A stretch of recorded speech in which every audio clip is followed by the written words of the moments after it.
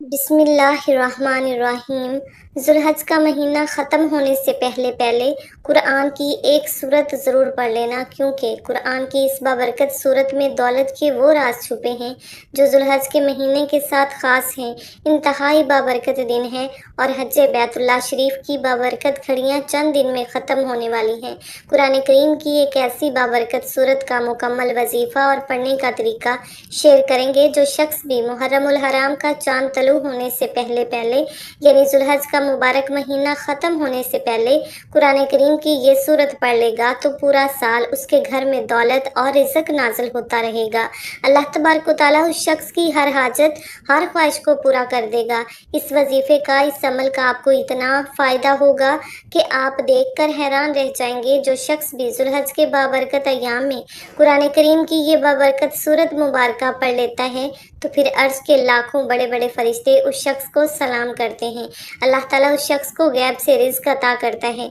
जान लीजिए कि जो भी शख्स मुहर्रमुल हराम का चांद नजर आने से पहले पहले कुरान करीम की ये सूरत पढ़ लेगा तो अल्लाह तबारक व तआला उस शख्स के घर से हर किस्म की परेशानियों, मुश्किलात और मुसीबतों को ख़त्म कर देगा। अल्लाह तबारक व तआला उस शख्स के रिज़्क में बेपनाह बरकत डाल देगा और उसके घर में अपनी रहमतों और बरकतों के डेरे लगा देगा। और यकीन जानिए कि आज का ये बाबरकत वजीफ़ा बहुत ही ज़्यादा बरकत वाला वजीफ़ा है, बहुत फजीलत वाला अमल है। कुरान करीम की ये सूरत बहुत ही आलीशान बरकत वाली सूरत मुबारका है। अल्लाह तबारक व तआला ने इस सूरत मुबारका में बेपनाह बरकत और शफा रखी हुई है।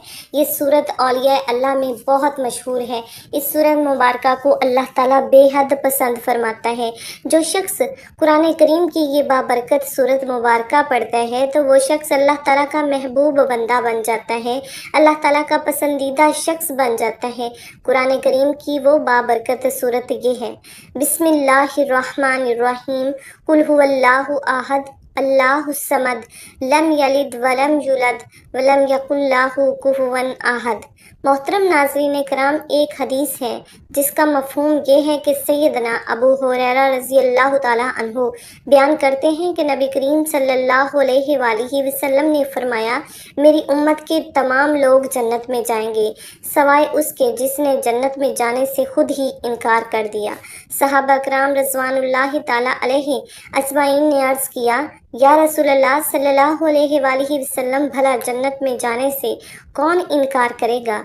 आप सल्लल्लाहु अलैहि वसल्लम ने इरशाद फरमाया, जिसने मेरी अतात की वो जन्नत में जाएगा और जिसने मेरी नाफरमानी की उसने गोया जन्नत में जाने से इनकार कर दिया।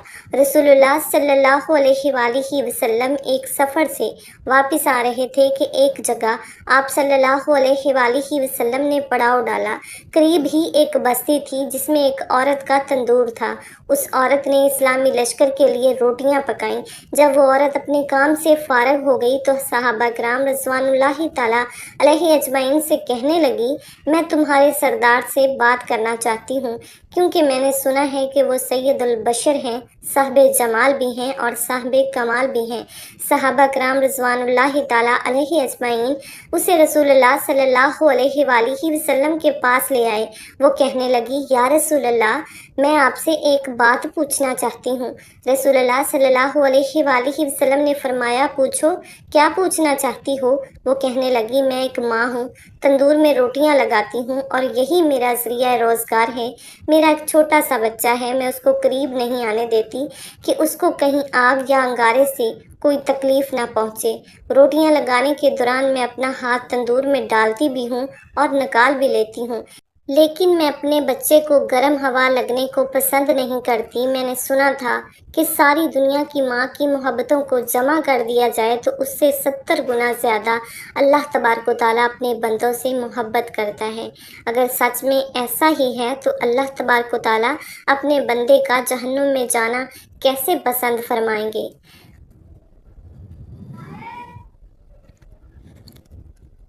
حدیث پاک میں آتا ہے کہ نبی کریم صلی اللہ علیہ وآلہ وسلم نے اس عورت کی یہ بات سن کر اپنے مبارک سر کو نیچے جھکا لیا۔ آپ کی مبارک آنکھوں میں آنسو آ گئے، آپ روتے رہے، یہاں تک کہ جبرائیل علیہ السلام اللہ تبارک و تعالیٰ کا پیغام لے کر آپ کے پاس آئے۔ میرے محبوب، ان کو بتا دیں کہ اللہ تبارک و تعالیٰ نے ان پر ظلم نہیں کیا، انہوں نے اپنی جانوں پر خود ظلم کیا اور اپنے پاؤں پر خود ہی کلہاڑی ماری، کیونکہ اللہ تبارک و تعالیٰ تو یہی چاہتا ہے کہ یہ لوگ جہنم اور اس کی آگ سے بچ جائیں، لیکن یہ توبہ نہیں کرتے، توبہ کی طرف آتے ہی نہیں، بلکہ اپنے رب کی بات ماننے کی بجائے شیطان کی بات مانتے ہیں اور توبہ کو ضائع کرتے ہیں، تو یہ تو اپنے عمل کی وجہ سے جہنم میں جائیں گے۔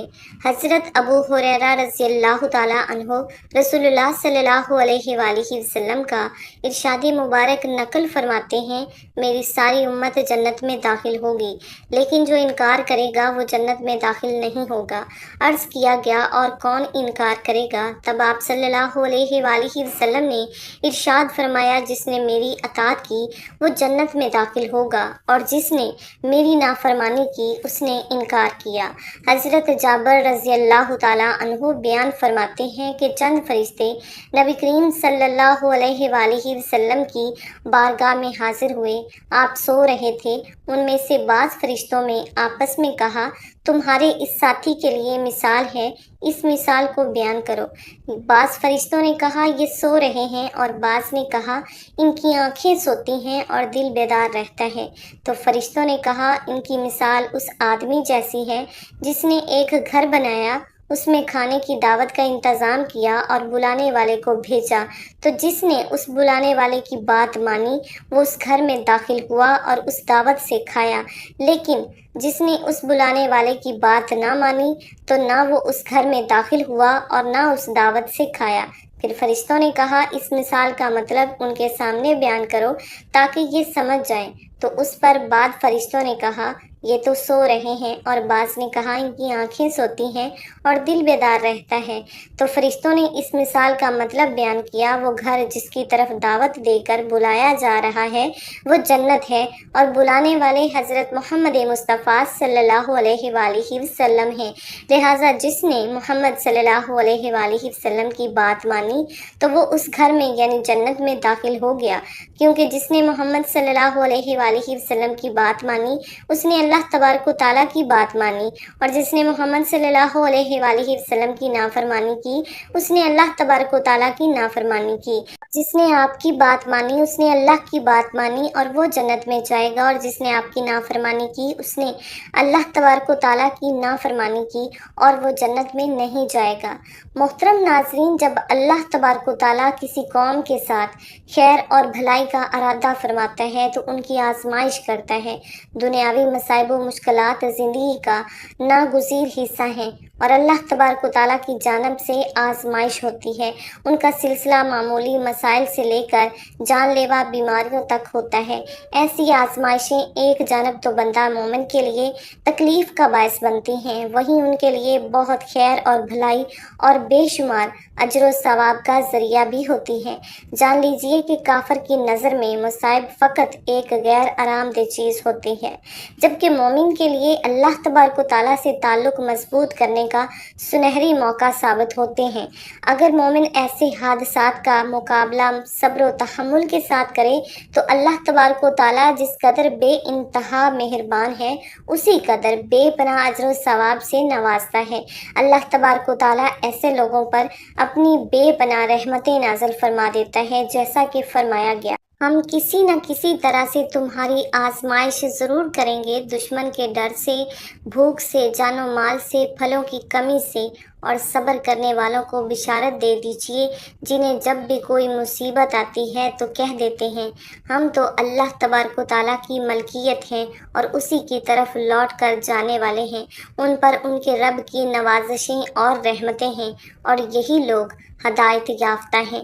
لیکن اس کے برعکس کافروں کے لیے ایک ایسی آزمائشیں ہیں نہ تو اس دنیا میں کسی نوازش کا باعث بنتی ہیں اور نہ ہی آخرت میں کسی بھلائی کا ذریعہ ثابت ہو سکیں گی، کیونکہ ان کا صبر ایک مومن کی طرح اللہ تبارک و تعالیٰ کی رضا کے حصول کی خاطر نہیں ہوتا، جیسا کہ اللہ تبارک و تعالیٰ قرآن پاک میں ارشاد فرماتا ہے: ان لوگوں کا پیچھا کرنے سے ہارے دل ہو کر بیٹھے نہ رہو، اگر تمہیں بے آرامی اور تکلیف ہوتی ہے تو انہیں بھی تمہاری طرح بے آرامی ہوتی ہے، اور تم اللہ تبارک و تعالیٰ سے وہ امیدیں رکھتے ہو جو امیدیں انہیں نہیں ہیں، اور اللہ تبارک و تعالیٰ دانا اور حکیم ہے۔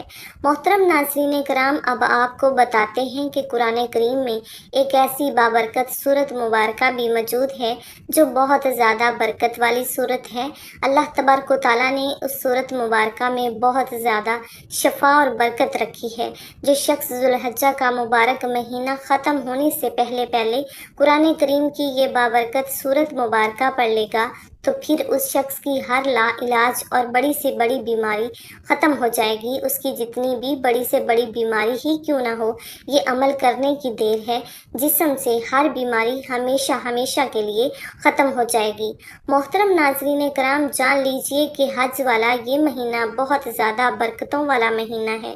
یہ مہینہ پیارے آقا صلی اللہ علیہ وآلہ وسلم کو بہت زیادہ پسند تھا۔ اس مہینے کو نبی کریم صلی اللہ علیہ وآلہ وسلم نے اللہ تبارک و تعالیٰ کا مہینہ قرار دیا ہے۔ جان لیجئے کہ حضرت علی رضی اللہ تعالیٰ عنہ سے روایت ہے کہ آپ رضی اللہ تعالیٰ عنہ فرماتے ہیں، میں حضور صلی اللہ علیہ وآلہ وسلم کے پاس بیٹھا ہوا تھا۔ ایک صاحب نے آ کر پوچھا، یا رسول اللہ، رمضان کے مہینے کے بعد کس مہینے میں روزے رکھنے کا آپ مجھے حکم دیتے ہیں؟ تو حضور صلی اللہ علیہ وآلہ وسلم نے فرمایا، اگر رمضان کے مہینے کے بعد تمہیں روزہ رکھنا ہو تو یوم عرفہ کا روزہ رکھو، اسی لیے کہ یہ اللہ کا مہینہ ہے۔ اس میں ایک دن ایسا ہے کہ جس دن رکھا جانے والا روزہ انسان کے پچھلے ایک سال اور اگلے ایک سال کے گناہوں کا کفارہ بن جاتا ہے، اور وہ عرفہ کا دن ہے۔ پھر آپ صلی اللہ علیہ وآلہ وسلم نے فرمایا، اللہ نے 10 دنوں کی قسم کھائی ہے اور وہ بابرکت 10 دن بھی اسی مہینے میں ہیں۔ جان لیجئے کہ اس بابرکت مہینے میں نبی کریم صلی اللہ علیہ وآلہ وسلم کثرت سے روزہ رکھا کرتے تھے اور نفلی عبادات کیا کرتے تھے۔ اس مہینے میں اللہ تعالیٰ اپنے بندوں کی توبہ قبول فرماتا ہے۔ اس مہینے میں زیادہ سے زیادہ استغفار کرنا چاہیے، زیادہ سے زیادہ اللہ تعالیٰ سے توبہ کرنی چاہیے اور اللہ تعالیٰ کی زیادہ سے زیادہ عبادت کرنی چاہیے۔ محترم ناظرین کرام، اب آپ کو یہ بھی بتاتے ہیں کہ وہ کون سی سورہ مبارکہ ہے کہ جو بھی شخص اس سورت کو ماہ ذوالحجہ کے ایام میں پڑھ لیتا ہے تو اللہ تعالیٰ اس شخص کو اپنا محبوب بنا لیتا ہے، وہ شخص اللہ تعالیٰ کا محبوب بن جاتا ہے۔ جان لیجئے کہ یہ سورت اپنے پڑھنے والے کی بخشش کا ذریعہ بھی بنتی ہے۔ یہ سورہ مبارکہ اپنے پڑھنے والے کی ہر خواہش کو اللہ تعالیٰ سے پورا کرواتی ہے۔ جان لیجئے کہ وہ سورت سورہ اخلاص ہے۔ یہ قرآن کریم کی بہت زیادہ فضیلتوں اور برکتوں والی سورہ مبارکہ ہے۔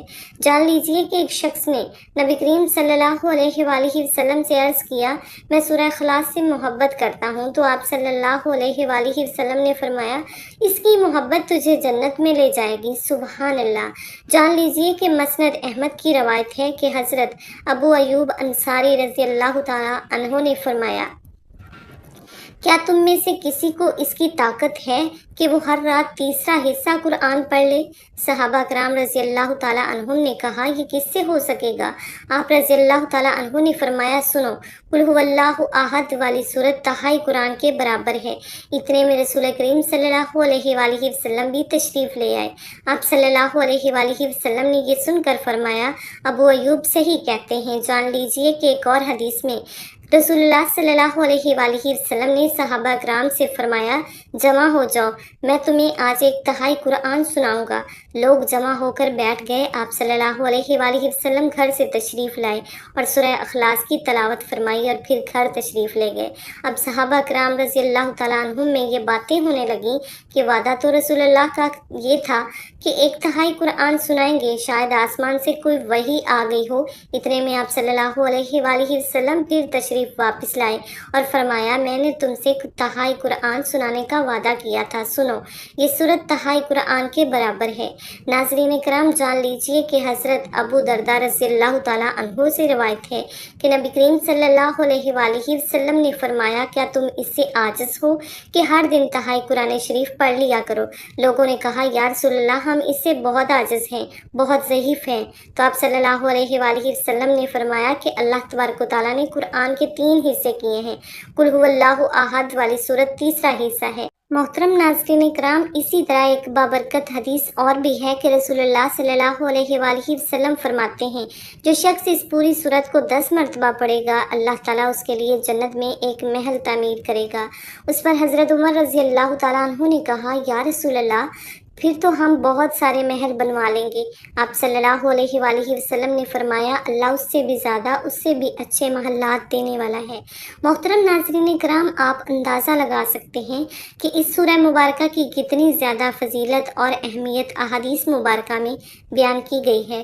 یہ سورت بہت زیادہ افضل ترین سورت ہے۔ اس سورت میں اللہ تعالیٰ نے بہت زیادہ برکتیں رکھی ہوئی ہیں۔ محترم ناظرین کرام جان لیجئے کہ آپ نے ماہ ذو الحجہ کے اختتام سے پہلے کسی بھی دن اس سورہ مبارکہ کا عمل کرتے وقت سب سے پہلے باوضو ہو جانا ہے، پھر 3 مرتبہ درود ابراہیمی پڑھ لینا ہے، یعنی جو درود ہم نماز میں پڑھتے ہیں وہی درود آپ نے پڑھ لینا ہے۔ 1 مرتبہ ثواب کی نیت سے میرے ساتھ بھی پڑھ لیجئے گا۔ بسم اللہ الرحمن الرحیم، اللہم صلی علی محمد وعلی آل محمد کما صلیت علی ابراہیم وعلی آل ابراہیم انک حمید مجید، اللہم بارک علی محمد وعلی آل محمد کما بارکت علی ابراہیم وعلی آل ابراہیم انک حمید مجید۔ جان لیجئے کہ 3 مرتبہ درود ابراہیمی پڑھ لینے کے بعد آپ نے سورہ اخلاص کو پڑھنا ہے۔ آپ نے سورہ اخلاص کو صرف 10 مرتبہ پڑھنا ہے۔ قل هو اللہ احد اللہ الصمد لم یلد ولم یولد ولم یکن لہ کفوا احد۔ جب آپ 10 مرتبہ سورہ اخلاص کی تلاوت کر لیں تو اس کے بعد آپ نے اللہ سبحانہ تعالیٰ کے حضور توبہ استغفار کرنا ہے، لہٰذا 100 مرتبہ اس طرح کہیں استغفر اللہ استغفر اللہ استغفر اللہ، اس کے بعد ایک تسبیح یعنی 100 مرتبہ ہی اسی طرح کہیں الحمدللہ الحمدللہ۔ جان لیجئے کہ 100 بار الحمدللہ پڑھنے کے بعد آخر میں آپ نے دوبارہ سے 3 مرتبہ درود ابراہیمی پڑھ لینا ہے۔